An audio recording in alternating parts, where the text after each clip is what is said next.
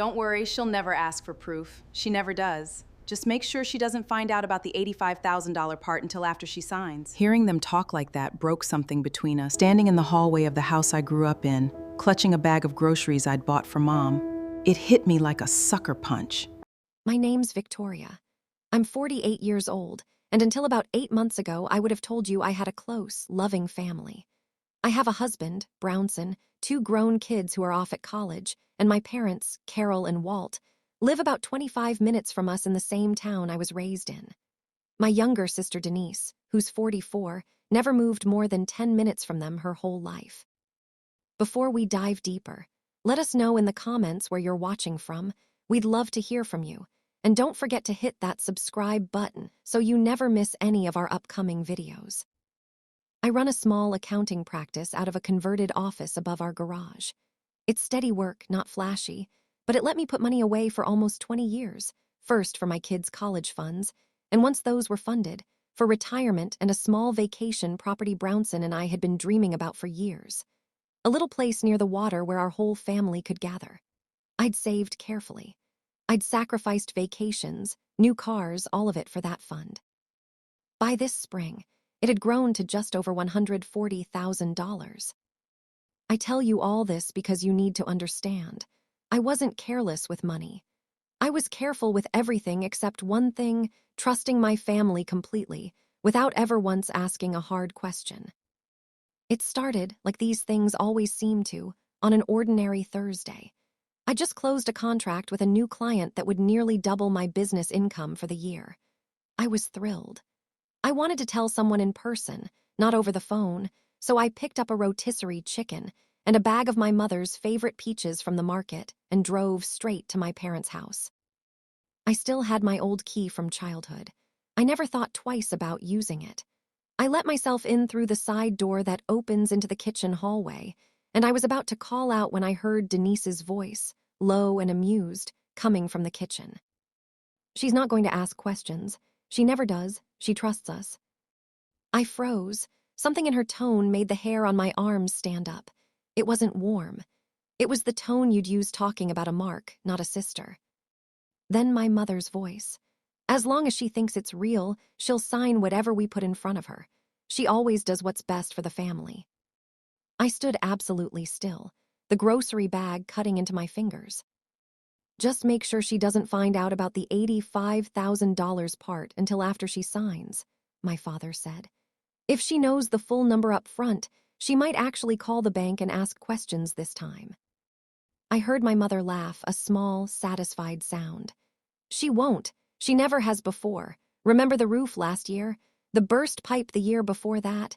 She just sends the money. She feels too guilty not to. That's when it hit me, the burst pipe. 2 years ago, my mother had called me in a panic, said their basement had flooded, and they needed $9,000 for emergency repairs before mold set in. I'd transferred it that same afternoon.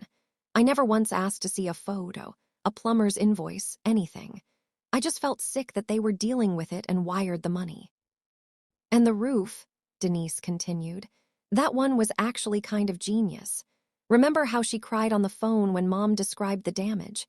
She probably would have given us double if we'd asked. I felt my stomach drop somewhere near the floor. This time's different, though, my father said. This is the big one.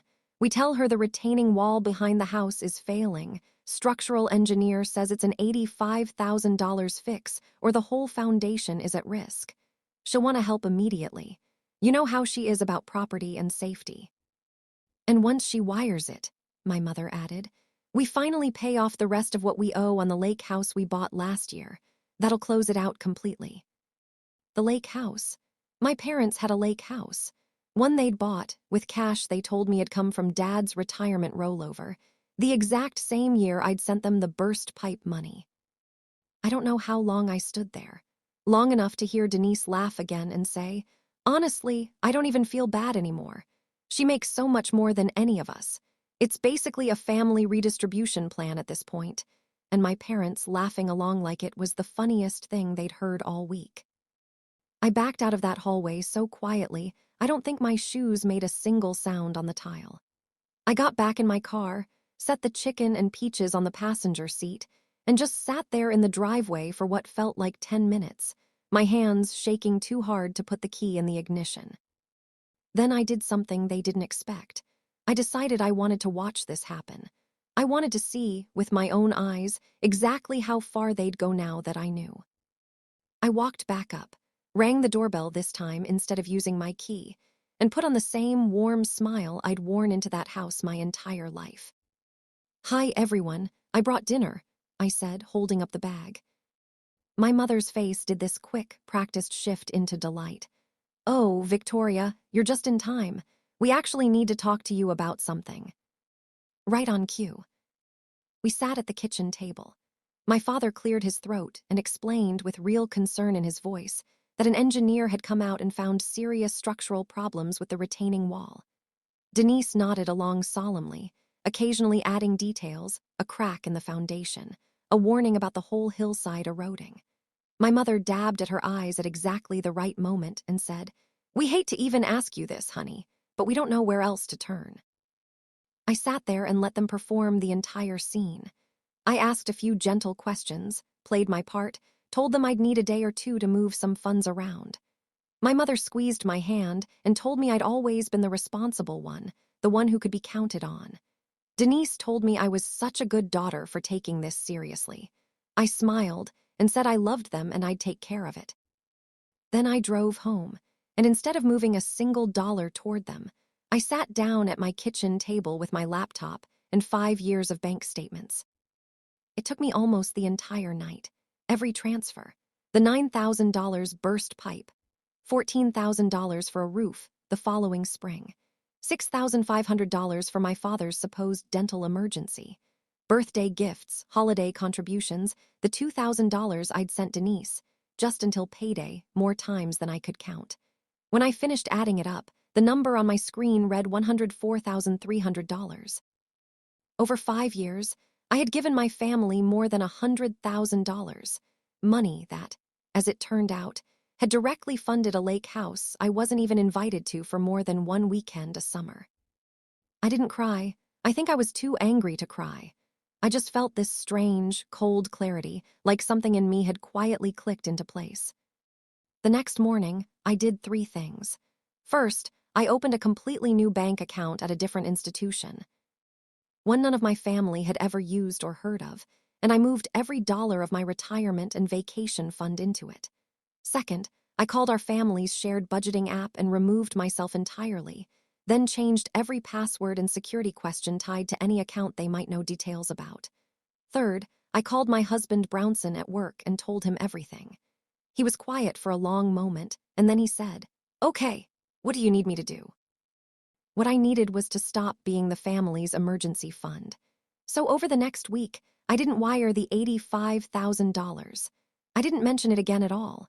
When my mother called to check in on the transfer, I told her I was still reviewing the account details with my financial advisor, which was, for the first time in this story, actually true. Eventually, Denise called, her voice tighter than usual. "Mom said you haven't sent anything yet. Is everything okay?" "Everything's fine," I said. "I just have some questions about the retaining wall. Can you send me the engineer's report?" There was a pause just half a second too long. "I'll have Mom find it," she said. She never did. A week after that, I drove over one last time. I didn't bring dinner. I sat down at the same kitchen table and told them calmly that I'd been standing in the hallway that Thursday and heard every word. The retaining wall, the $85,000, the burst pipe, the roof, the lake house, all of it. The silence that followed was the loudest silence I've ever experienced in my life. My father tried first. "Victoria, you have to understand, we were going to pay you back eventually." "With what money?" I asked. "You used my money to buy a house you never told me about." My mother reached for my hand the way she always did, the gesture that used to work every single time. "Honey, we're still your family." "You are," I said, "but I'm done being your bank." Denise, to her credit, didn't bother denying it. "So what, you're just going to hold this over us forever?" "No," I said. "I'm not going to hold it over you at all. I'm just not going to give you another dollar, ever again." I stood up, and for once, nobody tried to stop me at the door. The calls started that same evening. Voicemails about how ungrateful I was being, how family was supposed to forgive, how Denise was under so much financial stress, and I was the only one who could help. My mother left a message saying I was tearing the family apart over a misunderstanding. I listened to exactly none of it after the first 2 messages. I blocked the group chat, muted the calls, and for the first time in years, I slept 8 full hours without my phone buzzing at midnight with a new emergency. It's been 8 months now. Brownson and I finally bought that little place near the water we'd always talked about, paid for with money that was actually, entirely, honestly ours. My parents did eventually sell the lake house.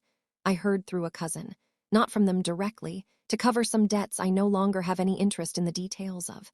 I don't know exactly how things are going for them now, and for the first time in my life, that's genuinely okay with me. I still think about that hallway sometimes. Standing there with a bag of groceries, listening to people I trusted completely talk about me like I was a resource to be managed rather than a daughter to be loved. But I don't feel sorry for myself anymore. I feel something closer to relief. My money is my own now. My decisions are my own. And for the first time in 20 years, I'm not waiting for the next phone call asking me to prove, once again, how much I love my family.